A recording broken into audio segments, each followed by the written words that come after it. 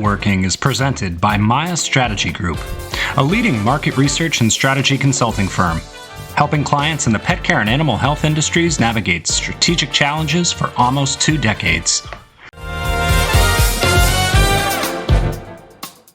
Hello, everyone, and welcome to Pet Working. I'm Peter Kensath, Vice President and Partner at Maya Strategy Group, just back from Global Pet 2024, and I am here with Dustin Dover, Chief Operating Officer at M-Fiber. Dustin and I met at the Pet Sustainability Coalition's Impact Unleashed conference last summer and had a chance to reconnect and walk the floor together at Global. I'm really excited to have Dustin on the show because prior to the Impact Unleashed conference last summer, I was not aware of the existence of a grass called Miscanthus, which is the backbone of M-Fiber. Miscanthus is a perennial grass. It's sustainable, and it is used as a fiber in making a lot of the pet foods that are out on the market right now. So I'm going to turn it over to Dustin. And Dustin, welcome to the show. Welcome to Pet Working. And tell us a little bit about M-Fiber and Miscanthus and your place in the manufacturing and pet food production ecosystem. First, Peter, just want to say thank you for taking the time to get to know me a little bit last week, as well as the opportunity to spend a few minutes with you talking on your show and introducing what we do and who we are to your listener base. Excited to open up to that. As Peter said, my name is Dustin Dover. I'm the Chief Operating Officer of M-Fiber. We're a vertically integrated ag business focused on growing Miscanthus in Southwest Missouri, with our primary focus in pet food and pet-related products. Miscanthus is a bit unique from a lot of different ingredients in the pet space. We work with local farmers right here in Southwest Missouri to establish and grow this grass that grows about 10 to 12 feet tall in the summertime. Our farmers are working on long-term contracts, 7 and 10-year contracts. You establish Miscanthus one time, and then you get a harvest every year, up to approximately 30 years. So it's much like the grass in your lawn. If you treat it properly, it'll be there year after year with very little work or input needed. So it's a highly sustainable fiber ingredient in pet food. I like to say we're the most sustainable fiber in pet food.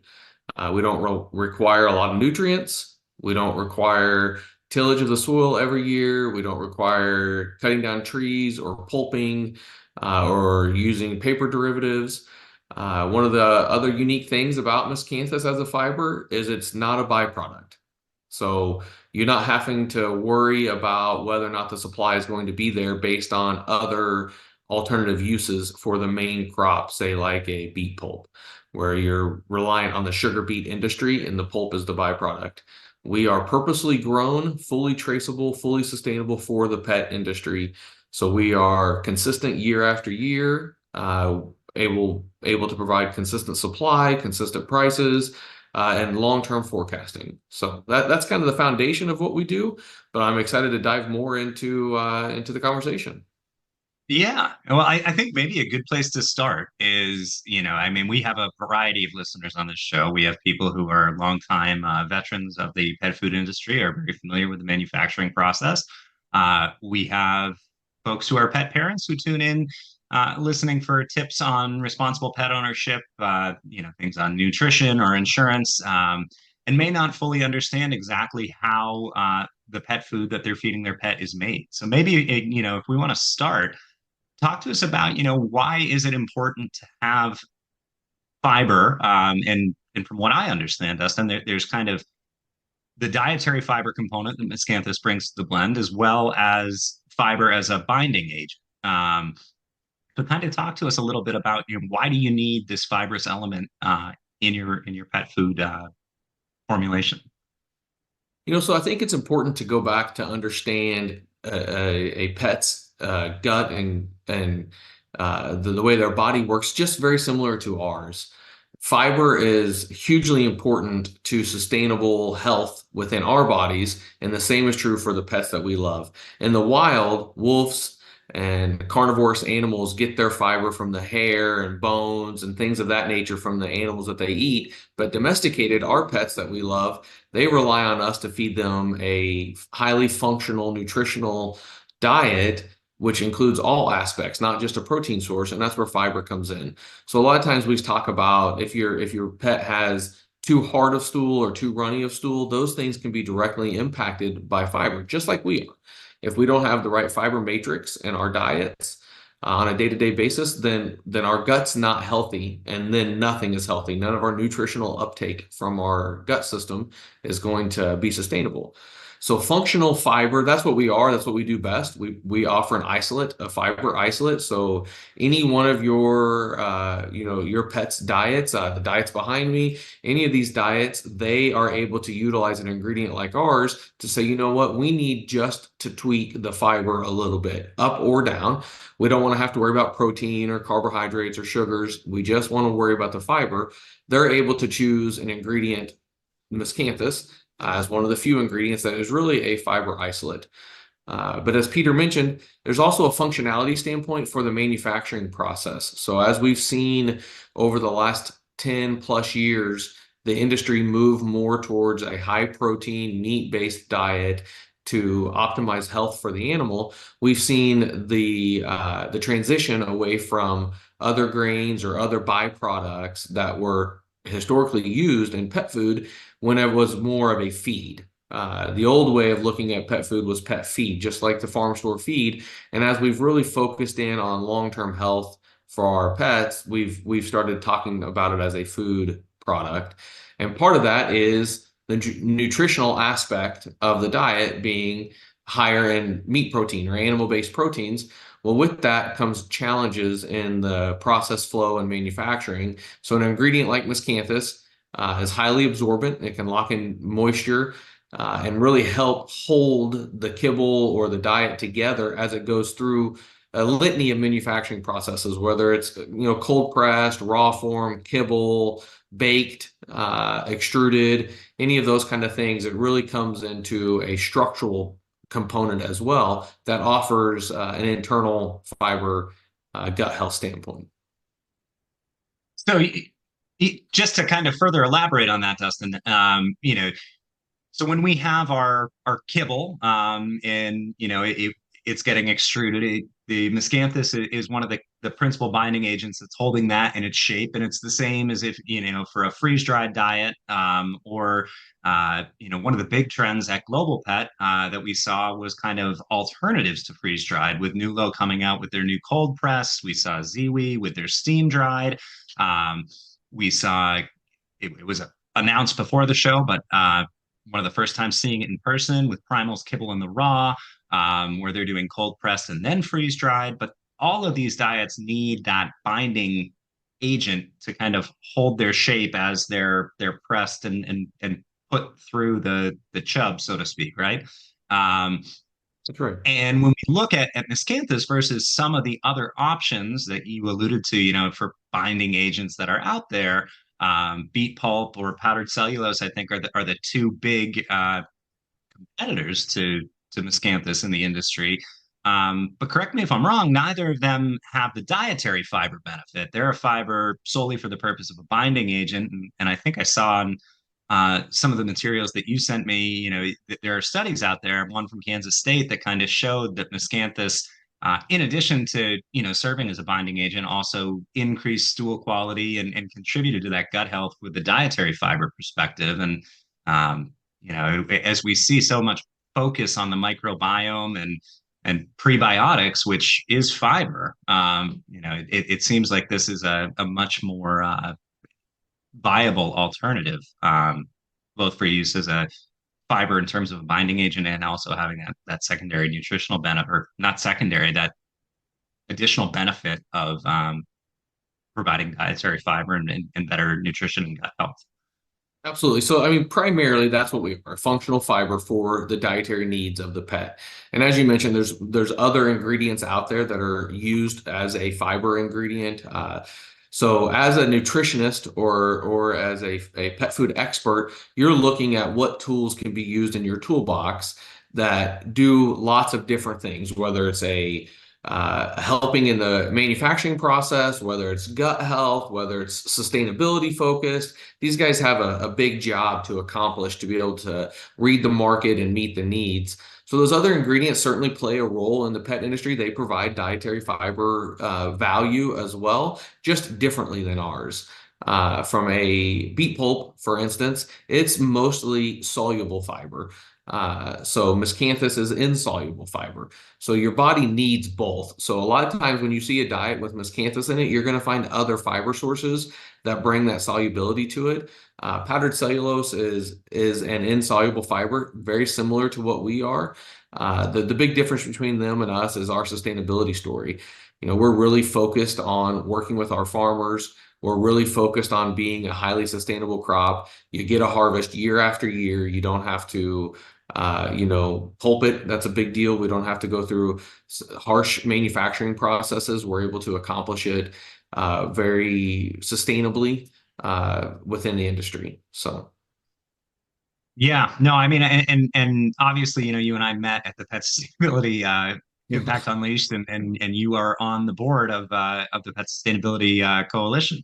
Um, and I think it is worth going through, in addition to the potential nutritional differences, the cost differences between Miscanthus and other choices of fiber available to pet food manufacturers, as well as the sustainability benefits, which are really quite profound. And what got me, when I heard your talk at PSC at Impact Unleashed, it really kind of was eye opening because we're not seeing this grass called out specifically. I think I saw for the first time post Global Pet, Nulo with their cold pressed. They had an article in Pet Food Processing, and Dr. Aldrich commented specifically that they had created a proprietary blend of miscanthus grass, chicory root, and pumpkin to support gut health needs as part of that diet.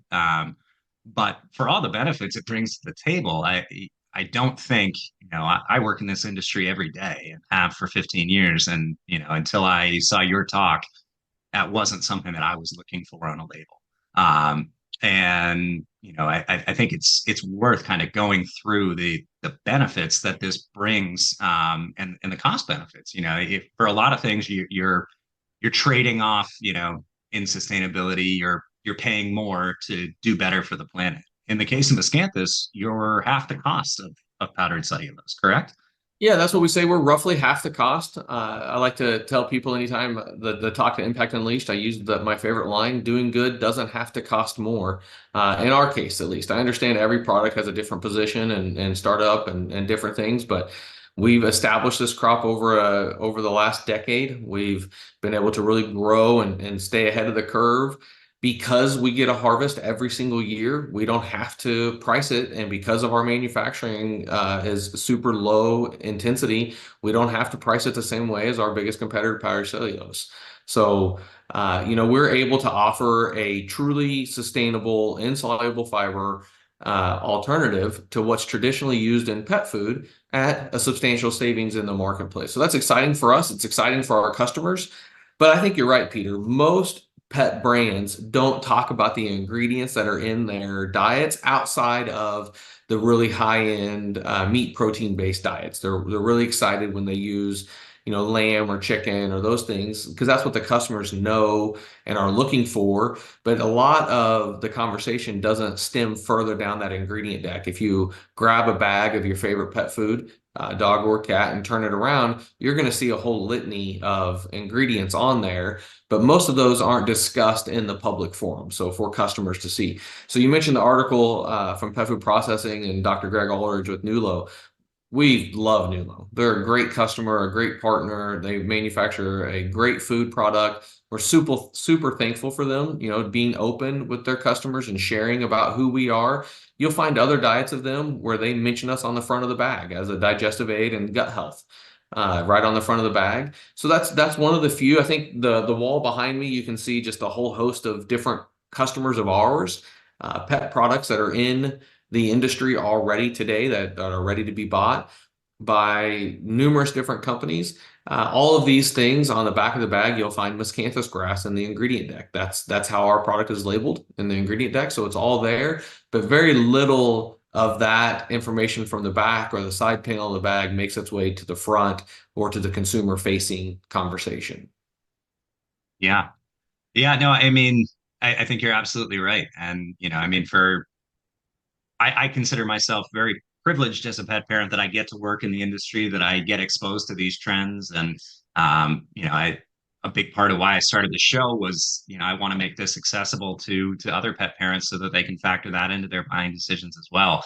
Um, but yeah, I hadn't heard of it, so I would assume this isn't something that the everyday consumer is looking for. But you can see on the wall behind Dustin there, they're you're already in a host of brands. This isn't some fledgling movement. How long has M Fiber been around, Dustin? When did you found the company? So in 2012 is when the company was founded. I came in 2015. In 2014, we kind of made our soiree into pet. We started doing a bunch of research with K-State, which you referenced at the beginning of the conversation, to show the effectiveness and the safety of miscanthus used in animal diets. Now there's research through multiple universities of multiple different types. I mean, it's been duplicated and created over and over again just to continue to drive home the fact that we're safe, we're reliable, and that we offer some real digestive value into the animal. So 2015 was really the big year when we started launching in pet. If you go on Chewy, you can just type in Miscanthus grass right in the search engine, and you'll see it'll bring up hundreds of products that are available with Miscanthus grass already in it. That's just a quick, easy way. We're in other, independent retail. Not trying not talk about them, but certainly love our independent retail partners. We're in all of that. It's just a little harder to find it, so you have to flip the bag around as you're shopping the shelves at retail. Right. And and this is something where, if you find that, your choice of pet food is not using Miscanthus, that, obviously there's reformulation involved. So this isn't going to be an overnight thing where you can write into your manufacturer and say, hey, I'd appreciate it if you sub in Miscanthus for powdered cellulose or beet pulp. But it is, it does represent a potential cost savings for them to the tune of about 50%. And it's better for the planet, which we'll get into a little bit here, Dustin. Before we get too much further, I just want to, I think for the benefit of people, it might just be helpful. I'm going to share my screen here for a second and just, pull up some pictures so folks can see what Miscanthus looks like. You mentioned, I Peter, don't know if you have. you mentioned there that that if you don't see it in your favorite brand, yeah, absolutely. Give them a call, shoot an email to them through their contact form on their page, and just know that like you said, it's going to take some time. You have reformulation, you have bag changes that are required for ingredient listing, but consumer advocacy for ingredients in their pet food is a great way to drive from the bottom up change with your with your desired brands. Yeah. So this is what Miscanthus looks like, and let's talk a little bit about why are some of the reasons that pet food consumers, pet parents would want to advocate. We talked about the nutritional benefits, we talked about the improved gut health, but just comparatively to I think the one-to-one here in what was really kind of compelling for me in looking at it is powdered cellulose. So let's talk a little bit about how powdered cellulose is made, right? It comes from pine trees, so it involves logging and deforestation, which contributes to soil erosion, which puts emissions, from the logging equipment. Then you have to grind it down, and it's a byproduct. You're getting it from the pulp and paper industry, and there are all sorts of chemicals that go into extracting that. Um, I don't think a lot of people are aware the pulp and paper industry is the third largest polluter from an industrial perspective in the United States and Canada. Um, so, where we can, if there are environmentally friendly and environmentally advantageous alternatives like Miscanthus, which, it sequesters carbon, it's a perennial, versus a tree, you cut it down once and it's gone, and it's going to take 30, 40 years to grow another one to the point where it can be harvested. You're harvesting every year, um, and there's no chemicals there. I won't pretend to be an expert in you know, the production process of uh, yeah, Miscanthus fiber, but talk to us a little bit about, are there other differences that I'm missing there? Where would you say, you know, to me, it seems if we can avoid logging, we can avoid the use of chemicals, we can cut down on the industrial pollution from the pulp and paper industry, and we can switch to a viable, less expensive, more environmentally friendly alternative. It's kind of a no-brainer.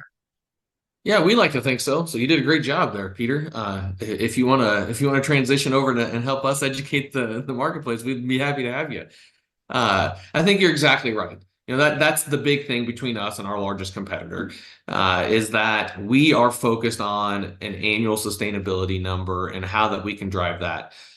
So, like you mentioned, Miscanthus, you plant it once, you get a harvest every year for the lifetime of the crop. 30 plus years is what the research shows now. We believe it can actually be longer if it's maintained and treated well.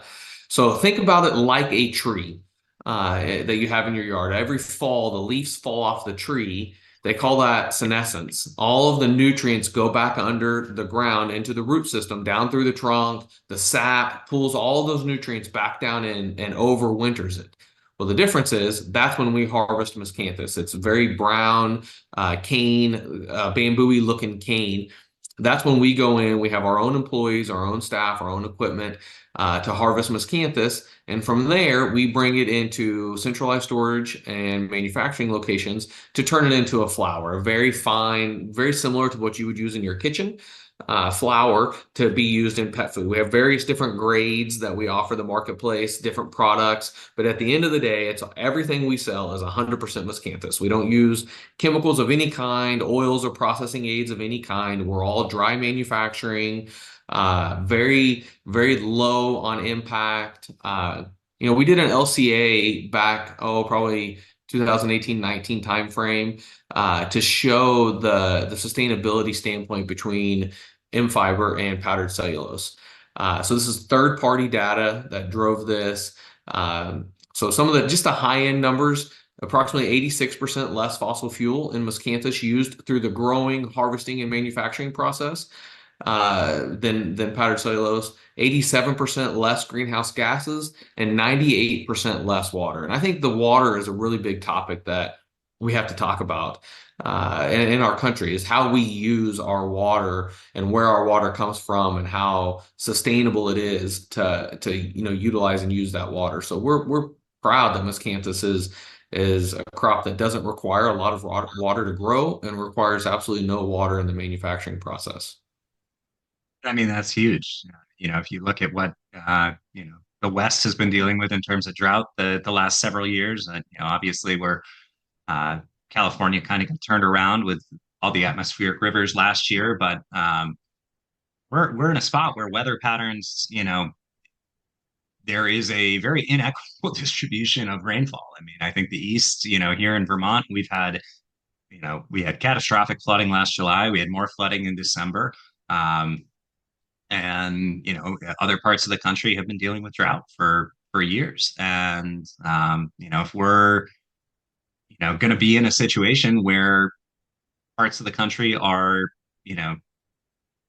really in a situation where they have to view water as a non-renewable resource, where we can find alternatives that limit water usage and conserve water, and it's super important. So yeah, I mean, how many thousands of gallons does it take, to take after you cut down the tree with powdered cellulose, and grind it up, then you have to add water and chemicals to extract it.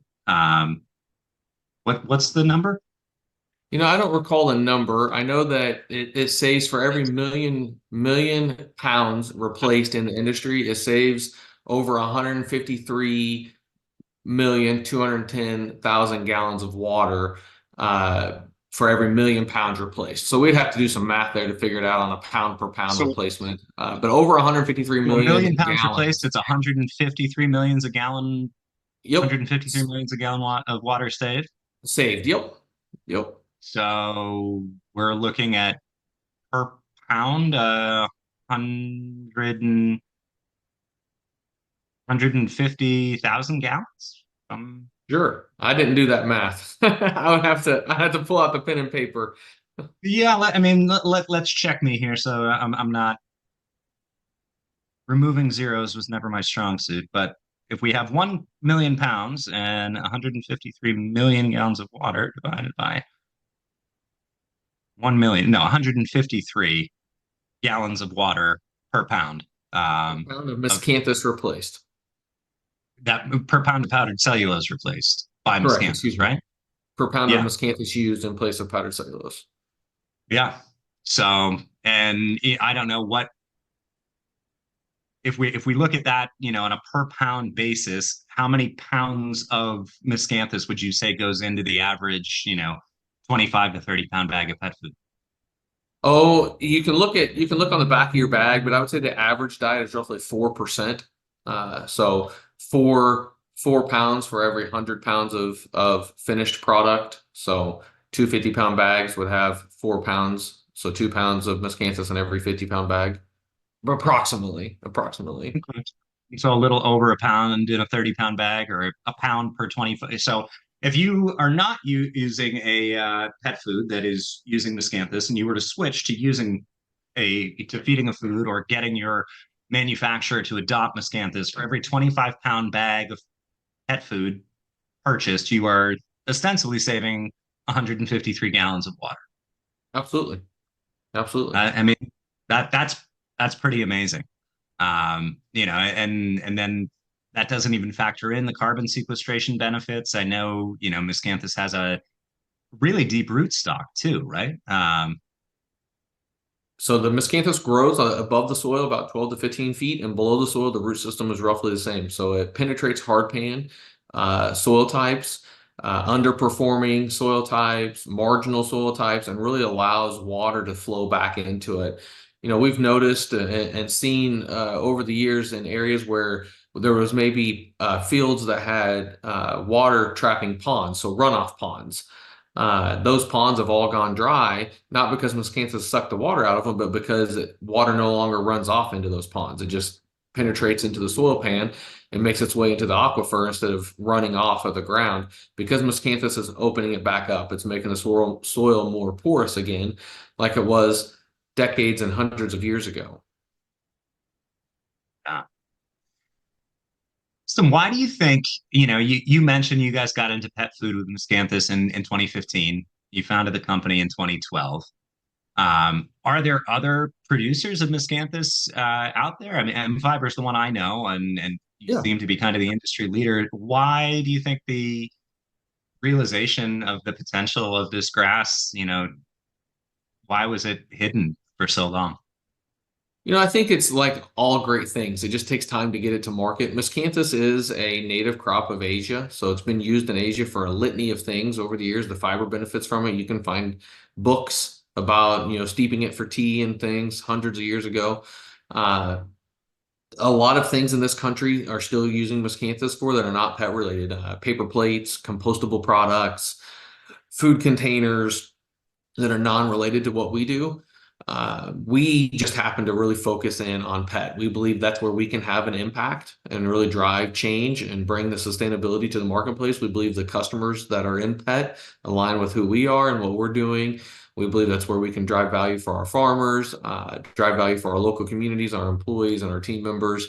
So we're the ones that really focus on pet. There's certainly other things and other places in our country where you can find miscanthus being grown and used for. I wouldn't necessarily say that those people are using it for what we're doing for it with it. Makes sense. And you mentioned, it's native to Asia. I want to make sure people are aware and correct any misperceptions out there. So it's a non-native to the grass is not native to America, but we wouldn't classify it as invasive, correct? That's correct. So it's certified by the Ohio Seed Improvement Association, which is the leading body, as a non-invasive crop or grass. So people, when you think about invasive, you think about creating seeds and those seeds blowing and growing in places where you didn't establish it. We've established Miscanthus, like I say, since 2012 was when the first planting of it was done within our bounds. We've never seen any creeping or growing. We have tests done regularly. We don't produce a seed. That's what people see, but it's really a flower. Think of it like a rose petal. That's what we produce is a flower, and those flower petals are tested regularly to make sure that they won't germinate, which they won't. So Miscanthus is propagated by rhizome, like a tulip bulb, very similar to a tulip bulb. And that's how we have to plant it. So once you plant it in an area, it stays in an area. And we've had fields come into work with us. And then for litany different reasons, housing developments or whatever, those fields have been taken out. And Miscanthus is a hardy crop, but it can also be removed and killed when done properly. That's cool. So it has a bulb, and that it so much like a daffodil or a tulip, how then, you mentioned the 30 some odd year lifespan. When a field is exhausted, is there repropagation within the field, naturally occurring so that, if you plant it, maybe a single stalk, a single plant is going to have a 30-year lifespan, but as time goes on, there's new plants that, is it evergreen, or do you have to replant? If you planted a field with Miscanthus, 30 years later, are you going to be out there with bulbs again? Talk to us a little bit about that. So it's actually a rhizome, not a bulb, similar to how you would treat a tulip, but it's a rhizome. It's lots of people aren't familiar with it, but it's more like the palm of your hand. It has fingers that come off of it, and each of those fingers create stalks that come above ground or shoots. And Okay. every year, those rhizomes create new shoots off of the nodes that are under the soil surface. So over time, you get inner plant root ball death is essentially what happens. So if you're used to seeing 20 to 50 stalks per clump and you start seeing that go down, then you'll see your yield go down. So what we do is that goes back to the treatment of it is we don't have to repropagate or replant it. We just have to stir up those rhizomes to cause them to grow again. So cultivate the field. You might disc it. You might things of those natures. But like I say, we planted in 2012. We haven't had to do that yet at this point. We monitor our yield every year. The research shows that you might have to do that every 30 or so years. But we haven't seen it yet because we haven't been out there. So the research is somewhat projected, I guess. Right. Okay. That makes But sense. no, we And won't and you have to talk about replant like, it. Just go over the field. Just course cut it, basically. It'd be okay. like And dethatching your lawn or aerating your lawn. It would be very similar to that. that makes sense. And kind of tying in, to where this all began, pet sustainability. One of the other talks I found, really enlightening at that conference. We had her on the show following the conference last summer. Was Tina Owens and Green America, and talking about regenerative agriculture. Where does Miscanthus, play in the regen ag movement? Are you can you fill us in on that a little bit? Yeah, so regen ag is a really big topic that has a lot of different things within it. So that's a new space in the industry. We're not currently regen ag certified because we don't rotate crops out. So we're not going to take a traditional food or row crop out, establish grasses for a season or a period of time, reclaim the soil, and then go back into a food crop. And that's what regen ag is. Since we plant once and we don't replant again, potentially forever, or at least the lifetime of our contractual obligations. It doesn't fit within that box yet. So we're working on some stuff with those folks at Regen Ag. Regen Ag is a really good thing. It does a lot of the same. Their goal is to do the same thing for the soil that we do for the soil that Miscanthus does, to really rejuvenate that soil, sequester some carbon, bring that soil back to life, help break up that hard pan, the top layer or two layers of soil to allow water to flow and penetrate through it. All the things that they talk about within Regen Ag and the goals of regenerative ag, Miscanthus does do that. And you mentioned Pet Sustainability Coalition.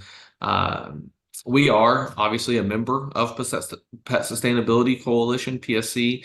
As you mentioned, I'm on the board there, a great group of folks, a great team there. But the whole idea behind PSC is collaborative growth for each individual company. So we can get into our own mindsets about sustainability or about ingredient use or about packaging. But if we can come together and collaborate and find the best technology and the best use amongst the industry, we really can elevate the whole industry instead of just elevating one company.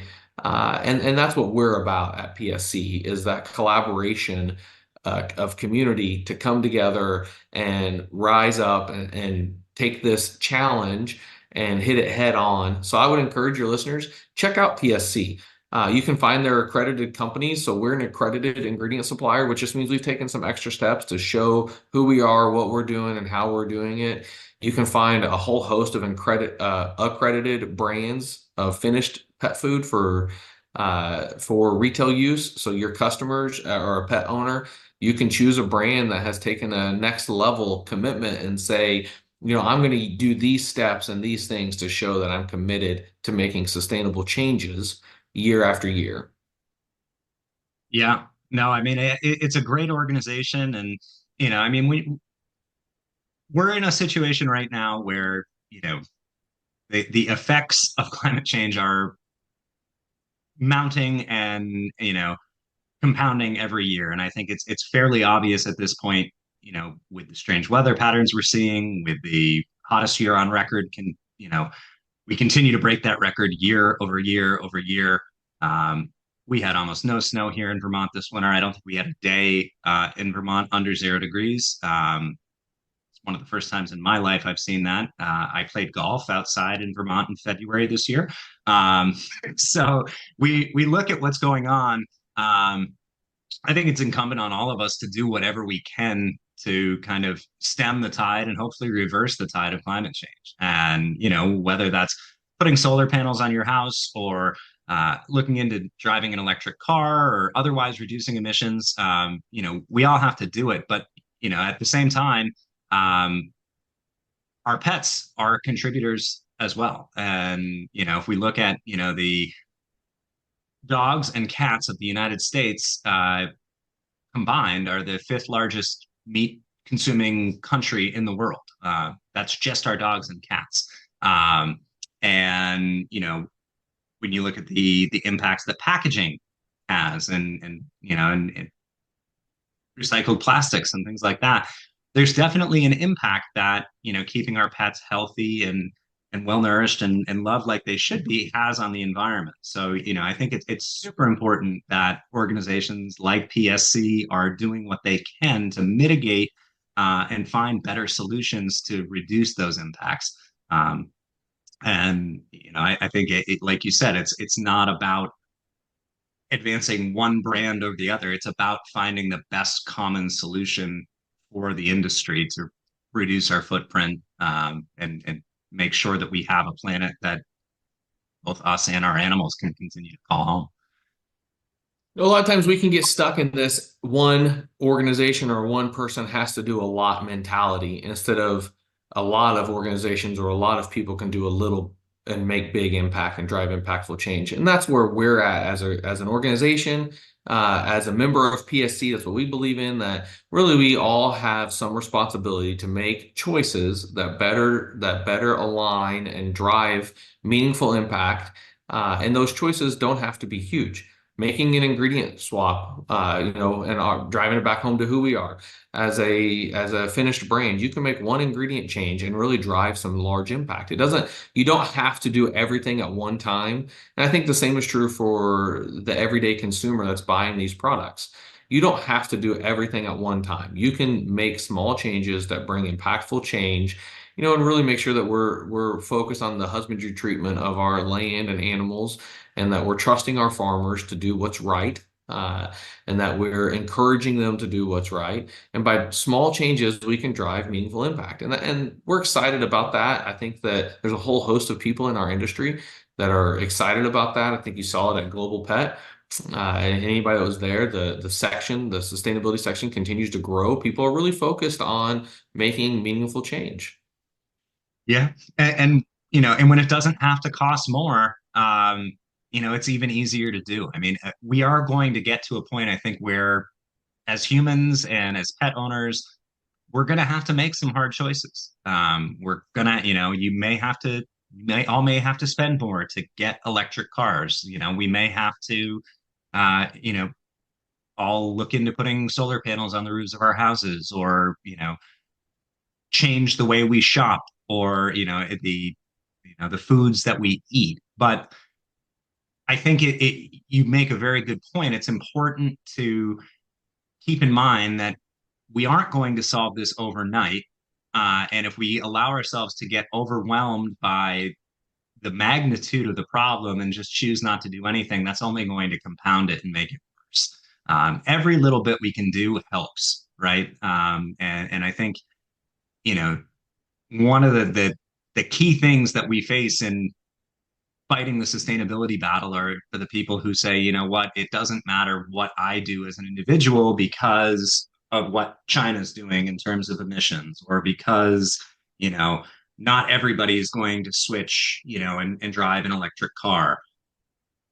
If we all think that way, the problem's only going to continue to get worse. Whereas if we think about the little things we can do individually, whether it's, relative to your method of transportation, how you heat your home, what you feed your pets, what you feed yourself, what you do in terms of recycling, all of those things add up. And it doesn't, like you said, doesn't have to be all done on the same day.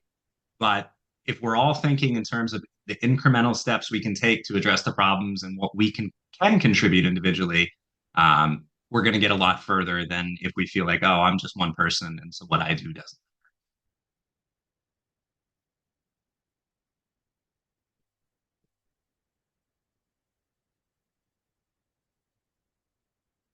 Working towards a common goal. And that's why we love being part of PSC. So I will say, if your listeners want more information about Miscanthus, they can check out M Fiber, M, the letter M, FIB.